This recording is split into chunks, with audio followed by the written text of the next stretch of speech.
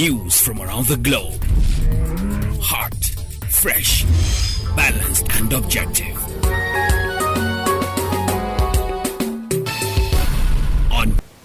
Hello and welcome to News Hour on UNT TV. Today is Friday, 19th of May 2023 and it's equivalent to 29th of Shawwal 1444 after Hijrah. The headlines. Plateau State Security ESCO held emergency meeting over attacks in Mongo. Tinubu's inauguration programs begin Thursday. Federal government invites over 65 world leaders.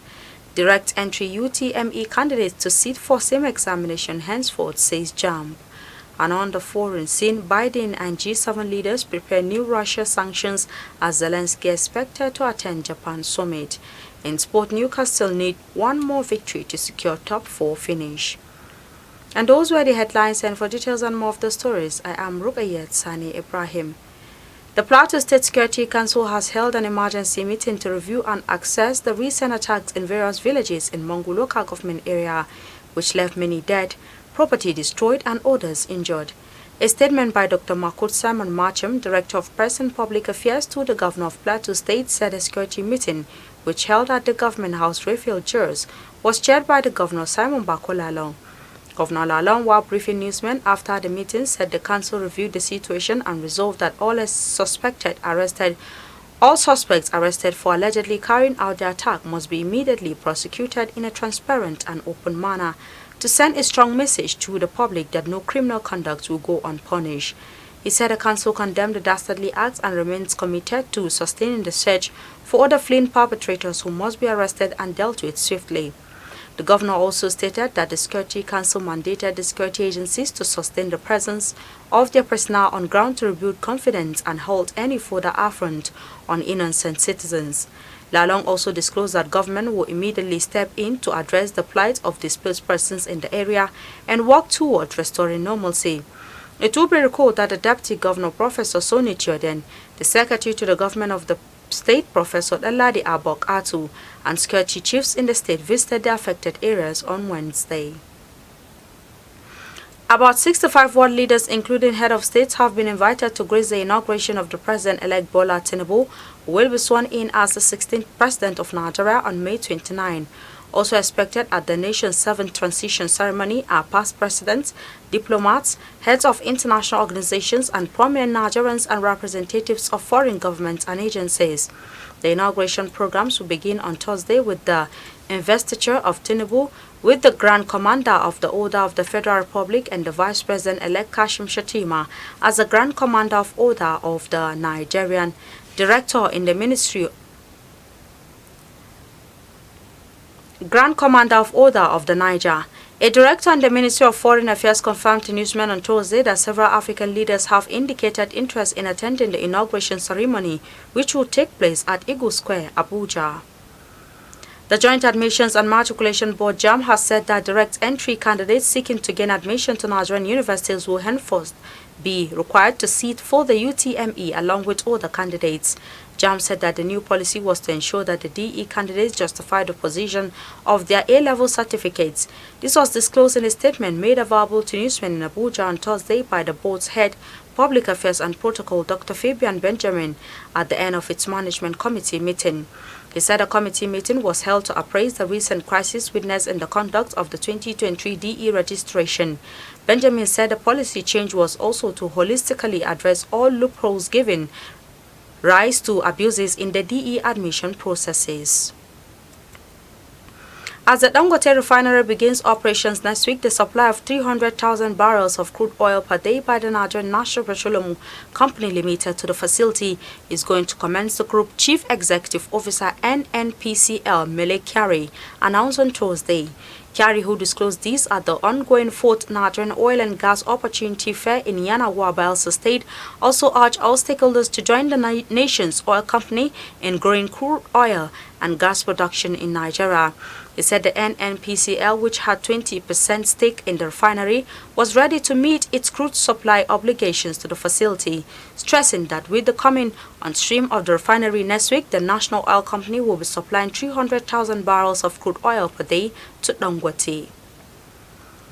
511 Boko Haram terrorists and their families have surrendered following a recent offensive by troops of the Nigerian army in the northeast region. This was disclosed in a Thursday statement by the Director of Defense Media Operations, Major General Musa Dama. The figure comprises 99 adults, males, 161 adult females and 251 children who surrendered to troops at different locations within the theater of operations. Madami added that troops also rescued one kidnapped Chibok schoolgirl. He said during one of the operations, troops killed 26 Boko Haram terrorists, Islamic State of West African province. Terrorists arrested 25 terrorist logistics suppliers, one terrorist spy and one Boko Haram terrorist.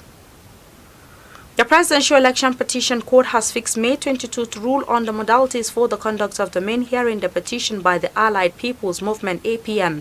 The presiding justice of the court, Justice Haruna Tsammani, on Thursday adjourned the petition of the APM on the date, which is also meant to hear agreements by parties on the number of witnesses and time to be allocated for the examination and cross-examination.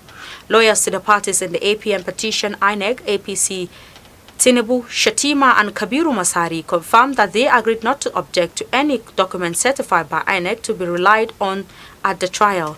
The panel also reserved a ruling on the application by the People's Democratic Party (PDP) presidential candidate Atiku Abubakar for the live broadcast of the proceedings of the court. As the pre-hearing session is set to end on Monday, the panel is also expected to rule on agreement on motions to be allowed in the main hearing as agreed by parties in the petition, which is expected to be on the same Monday. The Federal Account Allocation Committee (FAC) has shared a sum of 655.932 billion naira revenue for April to the federal government, states and local government councils, according to a statement issued by Bao Mokwa, the Director of Press and Public Relations, Office of the Accountant of the Federation. This is contained in a communique issued at the end of the FAC meeting for May 2023. The communique stated that 655.932 billion naira total distributable revenue comprised distributable statutory revenue of 364.654 billion naira. It said that it is also contained distributable value added tax VAT revenue of 202.762 billion naira, electronic money transfer levy EMTL of 14.516 billion naira, 50 billion augmentation from forex equalization revenue and 24 billion naira augmentation from the non-mineral revenue. The communique said that from the total distributable revenue of 655.932 billion naira, the federal government received 248.809 billion naira, the state government received 218.307 billion naira, and the local government council received 160.600 billion naira.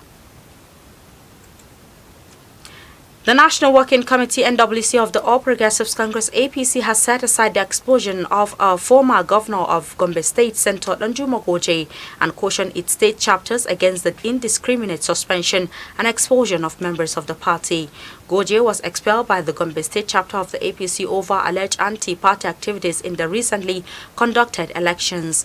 But in a statement yesterday in Abuja, the APC National Publicity Secretary Barrister Felix Morka said the party has directed that the said expulsion and all related actions in the matter be and are hereby set aside pending further review and decision of the party's National Working Committee on the matter. The statement added that Senator Goje is and remains a bona fide member of the Gombe State chapter of the party. And on the foreign scene, Ukraine's President Volodymyr Zelensky is planning to make a dramatic in-person appearance at this weekend's Group of Seven summit in Japan as he continues to appeal for military assistance and Russia's invasion, according to an official familiar with the planning. Officials declined to say exactly when Zelensky will arrive or detail his travel arrangements. Zelensky has been traveling outside his country more as the war Greens onward, including a tour of Europe last week. He will arrive as U.S. President Joe Biden and his fellow leaders gathered in Japan hammer out new sanctions on Russia, even as U.S. officials warn the bite of those measures could be dampened in the event of an American debt default. And in sports, Newcastle need just one win to secure a return to the Champions League group stage for the first time in 20 years after claiming a 4-1 victory over Electra Brighton at St James Park. The Magpies are now 4 points clear of 5th place Liverpool with just 2 games to play, meaning they will finish in the top 4 if they beat Leicester on Monday or Chelsea at Stamford Bridge on May 28. Meanwhile, West Ham are through to their first European final since 1976 after beating AZ Alkmaar 1-0 to progress 3-1 on aggregate in the Europa Conference League. David Moyes' side will face Fiorentina, who scored a 129-minute winner against Basel in the other semi-final in the final of the Europa Conference League on Wednesday, June 7 in Prague. West Ham, who are 15th in the Premier League, can secure passage to the Europa League next season if they are able to win their first major trophy since 1980. And with the sport news, we've come to the end of our bulletin for today. You can follow us on our social media handles at Facebook, Instagram, and Twitter at Unity Radio FM TV, respectively. You can also watch us live on the satellite decoder Buthersat, which has been watched in about 38 countries of the world free. You can also watch us and stream us live on our YouTube channel at Unity FM TV. I am Rukayat Sani Ibrahim, and thanks for watching and enjoy the rest of our programs. To have yourself a lovely day. I was the head boy in my primary school, senior prefect and best graduating student in my secondary school, but drug abuse almost ruined my life. I was on an average of 2 grams of cocaine per day. I was taking 8 ampoules of pentazosine daily. European shisha, cocaine. I became a user, a dealer, and a gangster. I saw other users drowning. I knew I didn't want to be like them, but I was already trapped. My family disowned me. My employment was terminated. I sold my car, sold my house. I'll go out well-dressed and return shoeless, shirtless in exchange for drugs. I was seeing things that were not real, and I once stabbed myself because I felt something crawling under my skin. I contacted NDLEA and started therapy. I spent 3 months in therapy. I spent 8 months. It's easy to relapse, but your mind has to be stronger than the cravings. Drugs does not love you. You are not the one using drugs. Drugs are the one using you. Say no to drug abuse. Unity.